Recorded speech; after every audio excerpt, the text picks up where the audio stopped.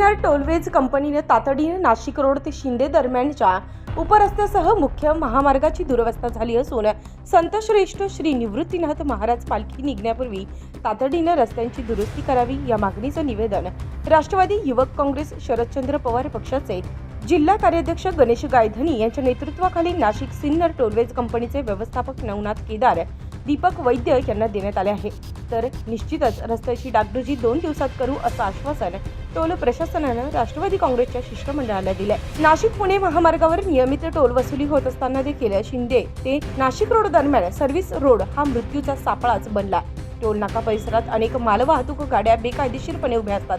दरम्यान अनेक अपघात या रस्त्यांवर घडलेले आहेत। रस्त्याची दुरुस्ती होत नसेल तर प्रशासनाने टोल वसुली थांबवावी, पेट्रोल पंपाचे महामार्ग विभाजक बंद करण्यात यावेत, मालवाहतूक गाड्यांना पर्यायी पार्किंग व्यवस्था संबंधित प्रशासनानं उभारावी, अन्यथा राष्ट्रवादी काँग्रेसच्या वतीने तीव्र आंदोलन छेडले जाईल असा इशारा राष्ट्रवादी काँग्रेस शरद पवार पक्षाच्या वतीने देण्यात आला।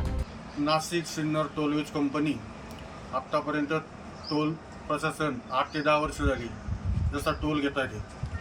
जेव्हापासून रस्त्याचं काम केलं 8-10 वर्ष झाली, जी सर्व्हिस रोड केली 8-10 वर्षात एकदाही पण त्या सर्व्हिस रोडचं परत काम केलेलं नाही।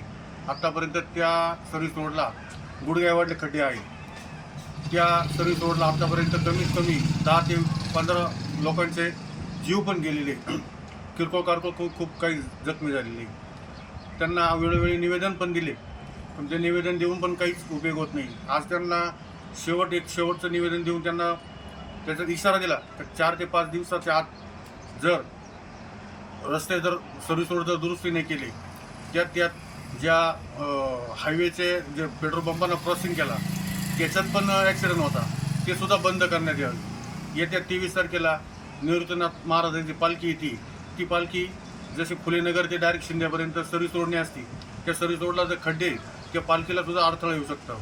त्या हिशोबाने त्यांनी हे लवकर 2 ते 3 दिवसात सर्व्हिस रोडची दुरुस्ती करावी, अन्यथा राष्ट्रवादी काँग्रेस शरदचंद्र पवार पक्षाच्या वतीनं तीव्र आंदोलन करण्यात येईल, हे असे निवेदन त्यांना दिलेले, त्याची त्यांनी दखल घ्यावी। यावेळी राष्ट्रवादी युवक काँग्रेस शरदचंद्र पवार जिल्हा कार्याध्यक्ष गणेश गायधनी, मोतीराम जाधव, राष्ट्रवादी युवक तालुका उपाध्यक्ष संदीप जाधव, प्रशांत बच्छाव, कैलास कळंकर, कुमार गायधनी, मनोज गायधनी, अभिषेक गायके, विक्रम गायके, बाळा कासार, सोनू टावरे, बापू गावित, गणेश जाधव, चेतन सांगळे, शुभम हड, आदी खाडे, साहिल ढेरिंगे, धीरज मुनोत यासह कार्यकर्ते उपस्थित होते। उत्तर महाराष्ट्र न्यूज नेटवर्कसाठी ब्युरो रिपोर्ट, नाशिक।